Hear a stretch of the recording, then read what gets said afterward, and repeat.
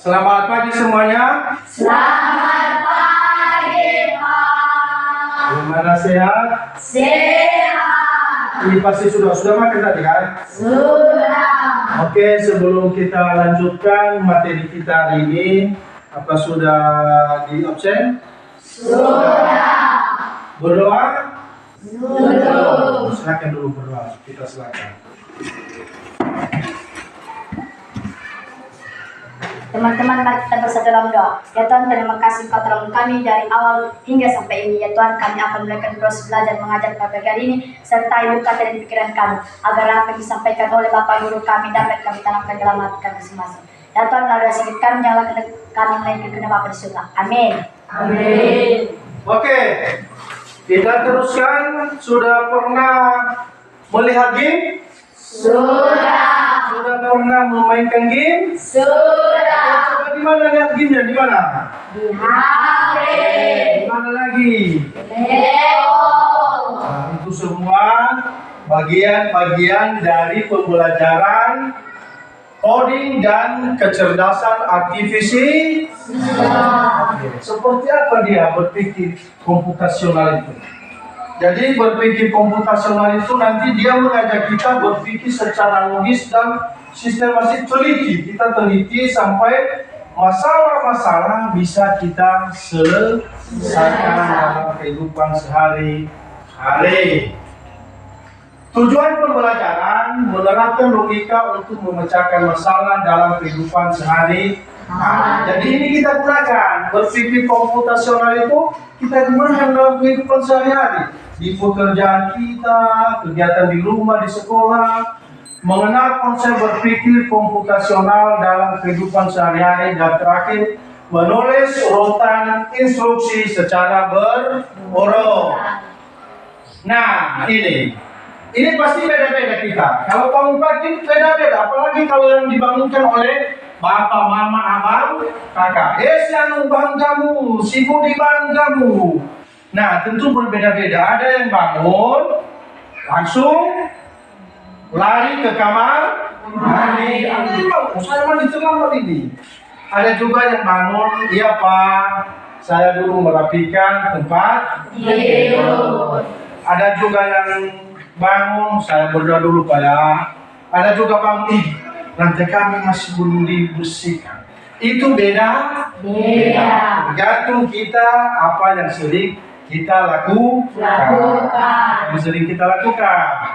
Peta konsepnya adalah pemecahan masalah dalam kehidupan sehari-hari dengan logika berpikir dan konsep berpikir komputasional. Nah, ini persepsinya ya. Pernah mencuci piring atau kain di sumur kan? Pernah. Jadi kalau kita ke sumur, kita pasti beranjak dari rumah ada 50 meter, 100 meter. Jadi salah satu barang yang tidak lengkap saat kita mencuci, pasti cucian itu berhenti. Apalagi kalau sabunnya yang lupa, embernya lagi yang lupa, pasti kita henti. Nah, untuk mengatasi hal seperti itu, maka kita menggunakan berpikir komputasional secara logika. Seperti apa dia berpikir komputasional ini? Berpikir komputasional. Ini gambar, ada anak, dia memperlihatkan kita giginya kan. Gigi putih dan bersih. Kenapa? Tentu kita berpikir, kenapa giginya putih ya Pak? Kalau saya lihat gigi saya ini ada yang kuning-kuningnya, ada yang hitam-hitamnya ya kan? Tapi jelasnya kalau kita berpikir, kok gambarnya putih sekali giginya ya? Tentu solusinya adalah dibersihkan giginya. Nah, tahu kita kalau sikat gigi kan? Apa saja yang dibutuhkan kalau sikat gigi? Sikat gigi, Apa lagi? Habis?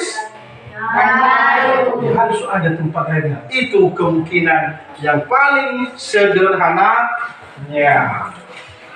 Ini berpikir komputasional adalah metode memecahkan masalah dengan menerapkan prinsip-prinsip dari ilmu komputer untuk memformulasikan masalah dan mengekspresikan solusinya agar dapat dipahami dan dilakukan oleh manusia maupun mesin secara efisien dan terstruktur. Sekarang kita bahas mengenai manusianya ya. Manusianya, nanti gamenya di HP. Sekarang manusianya dulu yang berpikir ya. Oke. 4 pilar berpikir komputasional. Ternyata berpikir komputasional ini dibagi 4. Ada bagian-bagiannya sesuai dengan masalah-masalah dalam kehidupan sehari-hari. Tujuannya supaya kita lebih efisiensi dan terstruktur dan terselesaikan tanpa ada masalah yang timbul. Seperti apa dia pilar berpikir komputasional? 1. Dekomposisi. Proses memecahkan sesuatu yang kompleks, yang banyak, rumit sekali banyak atau yang besar, menjadi bagian-bagian yang lebih kecil dan lebih sederhana. Kita pisah-pisahkan. Kalau misalnya baju, kita lihat dulu baju yang tebal, baru yang tipis-tipis, kayaknya seperti itu ya. Ini contohnya, lihat ya. Kita pernah lihat ente kan? Nah, kalau ada tamu di rumah pasti orang mama sajikan, oh ini tehnya diminum ya, seperti itu. Nah ternyata membuat teh itu ada beberapa alat dan bahan yang harus disiapkan. Tidak serta-merta teh itu ada sajiannya. Ada tema, ada tamu, tidak. Harus disiapkan dulu. Salah satunya tidak ada, maka tidak jadi yang namanya air teh. Itu ya, apalagi kalau bahannya tidak ada. Yang disiapkan alatnya di sana adalah gelas. Tahu gelas kan? Tahu. Dan sendok. Gunanya untuk mengaduk. Dan bahannya adalah air panas, gula, teh. Atau sudah pernah kalian lihat orang mama, abang kakak buat teh dengan air dingin? Tidak kan? Dia buat dulu tehnya, baru kalau dikasih teh dingin, baru dikasih es batu. Jadilah teh dingin, namanya teh dingin. Tanpa es batu namanya teh panas. Ya. Itu dekomposisi. Jadi di sini berpikir ternyata buat teh itu banyak yang harus dibutuhkan ya. Besok-besok kalau mama abang kakak suruh saya buat teh, bukan harus ada tidak, harus tahu saya apa yang dibutuhkan. Seperti itu. Berpikir logika. Berikut, pilar berikut apa? Ini lagi gambar. Gambar penerapan dekomposisi pembuatan nasi goreng. Kalau kita kawan-kawan, bang, mau apa bang? Itu buat nasi goreng. Kita tunggu 15 menit. Ini bang, nasi gorengnya sudah ada bang ini. Tidak seperti itu. Ada yang harus dilengkapi sebelum ada sajian nasi goreng. Apa yang harus dilengkapi alatnya? Wajan, kompor, dan spatula. Kan spatula kan? Terus kita siapkan lagi bahan seperti nasi, telur, udang, dan sebagainya. Apa saja yang kita butuhkan selera. Dan barulah dimasak dengan menggabungkan alat dan bahan yang sudah ada. Jadilah nasi goreng. Jadi nasi goreng ini bukan hadir saat kita berbicara nasi goreng ya bang ya. 1, 2, ini kami 3, ada 3 pak. Ini bang, ini. Tidak, itu harus penjualnya menyiapkan bahan-bahan seperti ini yang sudah ada. Nanti kalau di rumah bisa dicoba ya. Kalau buat nasi goreng itu ya, sudah ada kami pelajari. Dekomposisi seperti itu. Nanti orang bilang, apa itu pak? Ini sudah makan, sudah belajar dekomposisi. Ini buat nasi goreng, tapi harus ada ini ya. Boleh kita udang, tidak harus seperti itu, cukup telur saja juga sudah, tidak harus ada udang ya. Berikut, kedua mengenai pengenalan pola, mengidentifikasi kesamaan atau pola berulang dalam masalah atau di antara beberapa masalah yang mirip. Seperti apa ya? Kalau misalnya dihadirkan kita beberapa warna, maka bisa kita pilih warna-warna itu kita buat dalam beberapa tempat sesuai apa yang diminta. Contoh ya, ini contohnya supaya tidak merekan-rekan seperti itu Pak. Bagaimana pengenalan pola ini? Nah, ada kelereng kan? Berapa jumlah kelereng itu di atas? Iya, ini kan 3 kali Dan tahu kali-kali kan 3 kali 6 ada gampang. 8 Warna birunya ada 3 kan? Ada warna 3 di sana kan? Warna biru. Terus apa lagi warnanya? Terus apa lagi?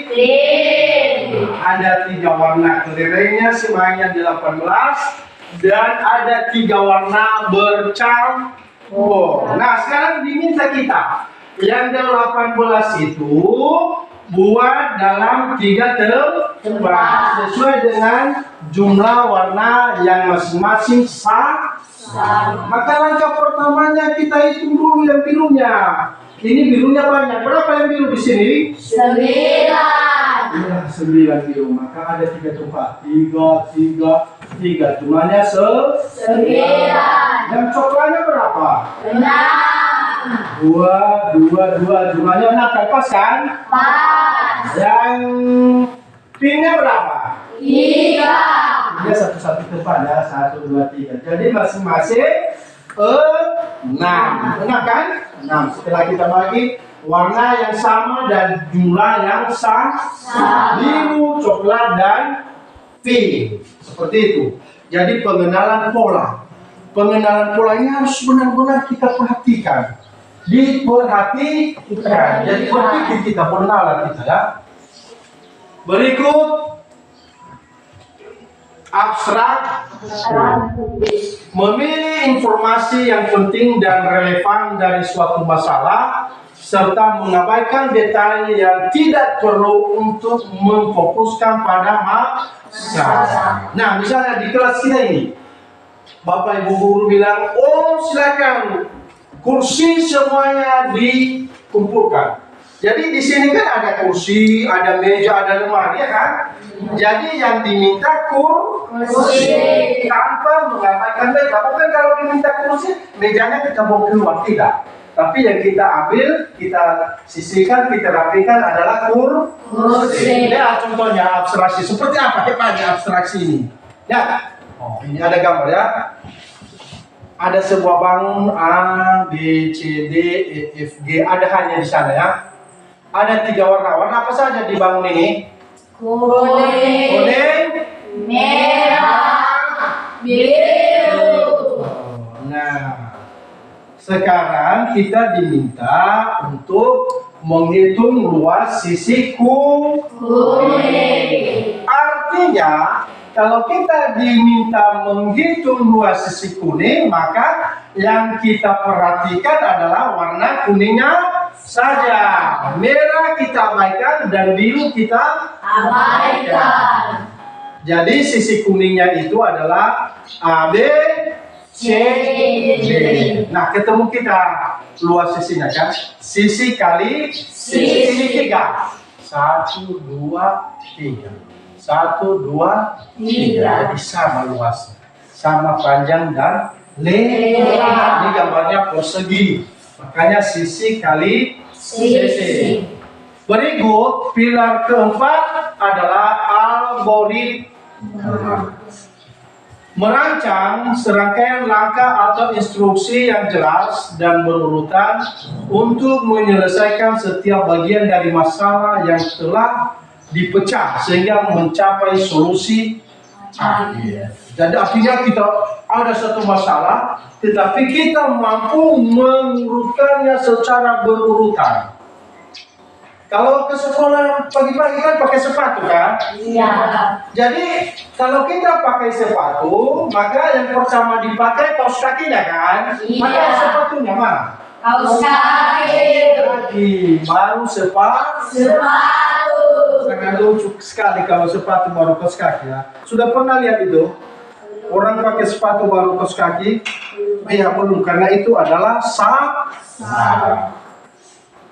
Contohnya begini, lihat. Ada nih, terserah siapa yang buat bini atau mama, abang, terserah saja. Pokoknya kita dihadiahkan inilah, karena mungkin dilihat orang mama, bapak, abang, oh adik saya ini rajin sekali ya. Tiap hari saya lihat tanpa diperintah sudah jam 5 sudah cuci piring, sudah masak nasi ya kan? Oh nanti saya kasih dia surprise 1 bulan, saya buatkan dia. Nah, Selesai, kita sedang asik duduk kan, asik, nilai asik. Padahal kita capek-capeknya, orang abang ini lagi tidak bantu, capek cuci piring lagi, masak lagi. Padahal abang kita sedang memperhatikan kita, kasih kita kejutan. Mie, ini kita lagi asik mie. Dek, di mana kamu dek? Oh ini bang, saya lagi duduk istirahat. Oh ya tunggu ya, jangan kemana-mana. Pas abang keluarnya atau kakaknya ini minyak. Pasti rasa laparnya atau belum pernah makan mie? Sudah? Sudah ya? Oh rasanya enak sekali itu enak. Sangat enak. Bagaimana bro? Enak kan? Enak. Jadi membuat mie ini tidak serta-merta selesai. Oh mie langsung abangnya bilang, sekarang saya kasih kejutan kepada adik saya yang rajin ini. Mie langsung ada nih. Tidak, abangnya juga harus menyiapkan langkah-langkah pertama. Maka disiapkannya dulu bahan-bahannya. Harus ada Indominya, ya kan? Bahannya dulu tempatnya, baru dimulai. Dimulai itu dibuka plastiknya seperti itulah. Kedua, panaskan air. Atau sudah pernah melihat orang masak mie dengan air dingin atau air es?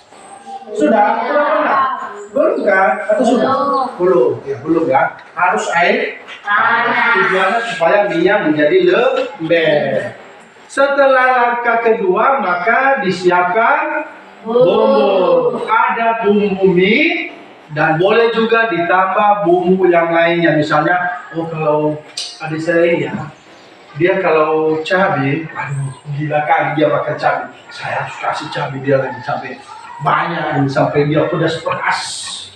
Dibuat lagi bumbu. Baru masukkan mie ke dalam Panci. keempat. Setelah panas ya, dia ini panaskan Air. sudah panas, siapkan masukkan mie ke dalam Panci. Setelah lembek, maka masukkan bumbu ke dalam Panci. Berarti duluan mie baru bumbu ya. Mungkin ada juga selama ini duluan bumbu baru mie. Tapi yang betulnya adalah duluan mie baru bumbu. Keenamnya, abangnya ini mengadu. Diadunya mie dan bumbu hingga rata. Artinya sudah masak. Siap saji. Angkat mie dan hidangkan. Kepada siapa? Kepada adiknya yang memang disiapkan, diberi Kejutan. kalau kepada Melvinnya disiapkan, ya kakaknya ini Melvinnya. Karena Jenny-nya sering main terus ya dikasih sama Melvinnya. Ini dia, karena rajin kamu kakak lihat saya buat ini ya, rajin lagi. Nah seperti itu. Di sini ada kegiatan angkat mie hidangkan, ada kegiatan makan. Jadi selesai. Kalau sudah selesai, tentu piringnya dikembalikan ke belakang. tempat kotor. Nah, begitulah langkah-langkah yang kita gunakan menyelesaikan masalah dalam kehidupan sehari-hari dengan menggunakan berpikir komputasional sebagai dasar coding dan KA. Nah, ini rangkuman. Sebelum masuk kita pada rangkuman, tentu kita lihat sampai di mana kalau memang benar-benar kita mampu sudah menguasai bagaimana berpikir komputasional dengan 4 pilar. 4 pilar. Apa tadi pilarnya? Dekomposisi. Berikut pengenalan pola. Berikutnya abstraksi. Dan terakhir adalah algoritma. Ini Bapak sudah siapkan dan ini nanti lihat apakah ini bentuk dekomposisi atau pengenalan pola atau abstraksi atau algoritma. Lihat, nanti saya bagi dan silakan dikerjakan. Kita tunggu di sini ya, bukan dibawa di rumah. Kita tunggu sejauh mana kita sudah menguasai berpikir komputasional. Ini tulis nama ya. Tulis nama, silakan baca, lihat. Silakan yang sudah dapat kertas, silakan. Silakan, sudah dapat kertas, silakan. Ya, silakan langsung eksekusi. Selesaikan dengan semangat. Gunakan berpikir komputasional. Oh, ini bentuknya Pak, dekomposisi. Oh, ini pengenalan pola Pak. Oh, ini abstraksi. Oh, ini algoritma Pak. Ya, nanti kita lihat kalau sudah selesai. Kalau sudah selesai. Ya. Sudah mendapat semua lembar jawaban, lembar soal? Silakan. Kita lihat ya. 1, 2, 3, 4. 1, 2, 3, 4. Nanti kumpulkan per kelompok. Kita lihat salah satu ya. Kelompoknya bisa kerjasama juga, tidak persoalan. Yang jelas tahu kita. Ini soalnya berpikirnya digunakan apa Pak? Oh, ini saya tahu. Ya, kita bukan waktu sampai 2 hari ya. Ini materi kita sangat singkat sekali. Silakan. Ayo semangat. Semangat. Sesuaikan. Lihat. Sesuaikan 4 pilar berpikir komputasional. 4 pilar berpikir. Itu ada berpikir ya. Ada kotak-kotaknya dan ada gambarnya. Saya lihat di sini ya. Ada kotak dan ada gambar. Kotak kosongnya kita isi ya, sesuai dengan abjad gambar seperti yang saya lihat. Liga, kalau pelajaran itu liga, karena kita mulai berpikir sekarang, Jelas semua soalnya kan, bisa dilihat kan, atau harus pakai kacamata. Ini kacamata apa saya pakaikan siapa? Yang masih kabur-kabur penglihatannya? Hah? Ada? Tidak ada. Ya udah, kalau memang tidak ada, senyum sambil bekerja. Karena akan kita dapatkan yang namanya hasil yang sangat memuaskan. Dan nanti di mejanya dikasih ya, dikumpul di meja, kita lihat kerjanya. Boleh. Bagaimana, sudah siap? Sudah siap? Ya. Semangat. Sepertinya gambar itu akan menghasilkan sebuah kata. Jika salah, kita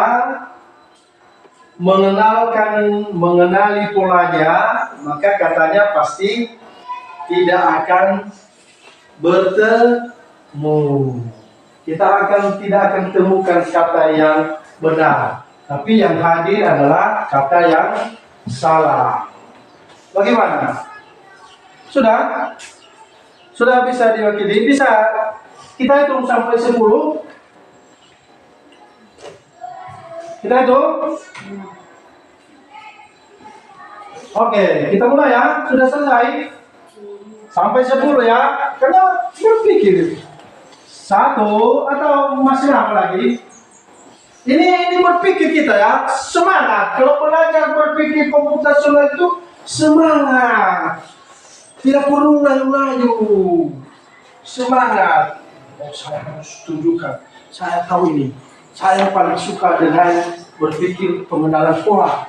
Yang satu bilang, saya paling suka berpikir dengan algoritma. Seperti itu. Tapi soalnya sekarang ada kan?